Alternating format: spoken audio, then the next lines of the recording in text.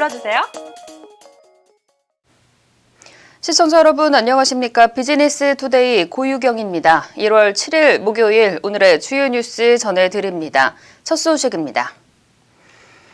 리얼미터가 YTN 의뢰로 지난 4일부터 6일까지 전국 만 18세 이상 1,505명을 대상으로 실시한 여론조사에서 문 대통령 지지율은 지난주 36.6%에서 이번 주 35.1%로 1.5%포인트 하락하며 최저치를 기록했습니다.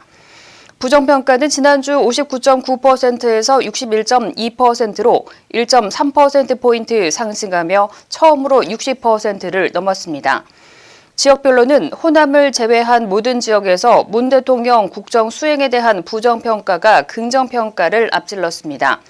특히 부정평가 중에서도 잘못하는 편이라는 평가보다 매우 잘못함이라는 평가가 훨씬 우세해 비토층이 두텁게 형성되고 있는 것으로 나타났습니다. LG전자가 미국 데이터 분석 전문 업체를 인수하며 TV 사업 포트폴리오 다변화에 초석을 마련했습니다.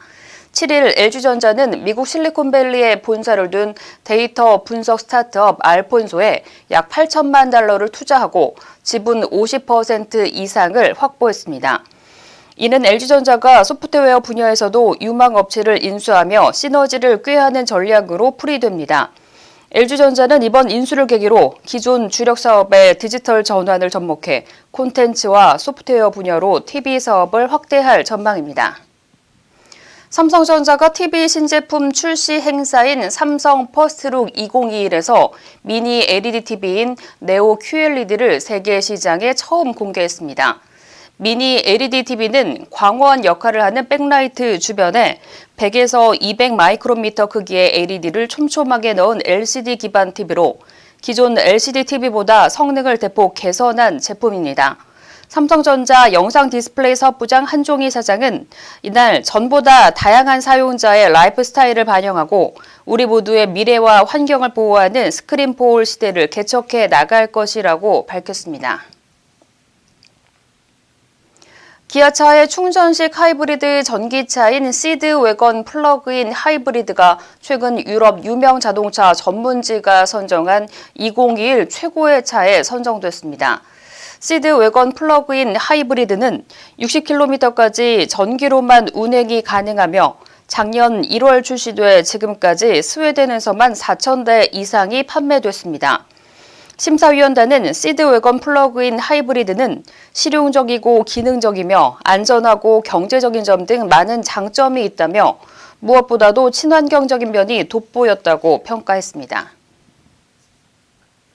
SK하이닉스가 사회적 가치 창출을 극대화하기 위한 중장기 추진 계획 SV2030 로드맵을 발표했습니다. SV2030 로드맵은 환경과 동반 성장, 사회 안전망, 기업 문화 등 4대 분야를 정하고 2030년까지 달성하고자 하는 목표를 구체화한 것입니다.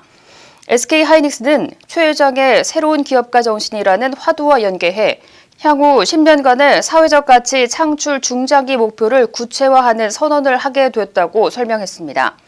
앞서 최태원 SK그룹 회장은 올해 신년사에서 사회와 공감하며 문제 해결을 위해 함께 노력하는 새로운 기업가 정신이 필요한 때라고 강조했습니다.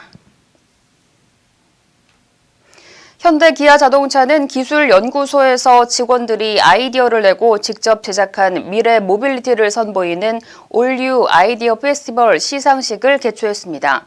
이번 아이디어 페스티벌은 포스트 코로나 우리가 제안하는 미래 모빌리티를 주제로 포스트 코로나 시대의 다양한 비대면 기술이 선보였습니다. 현대 기아차 관계자는 선정된 아이디어들을 바탕으로 실제 고객이 경험할 수 있는 기술을 연구해 나갈 것이라고 밝혔습니다. 11회째를 맞은 올유 아이디어 페스티벌은 현대자동차그룹 연구개발본부 주관으로 창의적이고 도전적인 조직 문화 조성을 위해 지난 2010년부터 매년 실시하고 있는 행사입니다. KT와 산학연 연구기관이 참여한 AI 원팀이 출범 10개월 만에 첫 공동 연구개발 성과를 공개했습니다. KT는 AI 원팀 공동 R&D를 통한 첫 성과로 딥러닝 음성 합성과 무빙 픽처, AI 기반 로봇 고장 진단 기술 등 4종의 AI 기술 개발에 성공했다고 7일 밝혔습니다. 이 중 AI 기반 로봇 고장 진단 기술은 현대중공업그룹의 산업 현장에 적용하고 나머지 3개는 KT 사업의 핵심 기술로 활용할 예정입니다. AI 원팀은 이번에 공개한 4개 프로젝트 외에도 올해 AI 로봇 등 다양한 분야에서 7개 프로젝트를 추가로 추진하며 AI 혁신을 위해 노력할 계획입니다. 청와대가 전직 대통령 특별 사면과 관련해 이명박 박근혜 전 대통령을 선별 사면하는 방안을 검토하는 것으로 6일 알려졌습니다. 여권 핵심 관계자는 두 대통령을 동시에 사면하지 않고 박 전 대통령을 먼저 한 뒤 이 전 대통령은 사면이 아닌 형 집행정지 등 다른 방법을 논의하고 있다며 오는 14일 박 전 대통령에 대한 대법원 판결 이후 국민 여론을 수렴해 대통령이 최종 결정할 것이라고 말했습니다. 청와대가 현재 수감 중인 두 전직 대통령을 선별해 사면하는 방안을 검토하는 것은 핵심 지지층의 반발까지 고려한 것으로 분석됩니다. 특히 정치권에서는 이 전 대통령의 경우 노무현 전 대통령의 죽음과도 연관이 있기 때문에 당장 사면은 어렵다는 말도 나오고 있습니다. 박범계 법무부 장관 후보자가 투자한 펀드가 1년 5개월 만에 80%의 수익률을 기록한 것으로 7일 확인됐습니다. 일명 애국펀드로 불리는 이 펀드엔 문재인 대통령을 비롯해 정부 여당 인사가 대거 투자했습니다. 박 후보자가 국회에 제출한 인사 청문 자료 등에 따르면 박 후보자는 2019년 8월 30일 NH 아문디 자산운용의 필승 코리아 펀드에 500만 원을 투자했습니다. 펀드 출시 이후에는 문 대통령이 판매사를 직접 찾아 5천만 원을 투자했고 이어 홍남기 부총리와 박영선 중소벤처기업부 장관, 강경화 외교부 장관 등 정부 인사들이 잇따라 펀드에 가입한 것으로 알려졌습니다. 이상으로 오늘 비즈니스 투데이를 마칩니다. 오늘도 함께해 주신 여러분 감사합니다.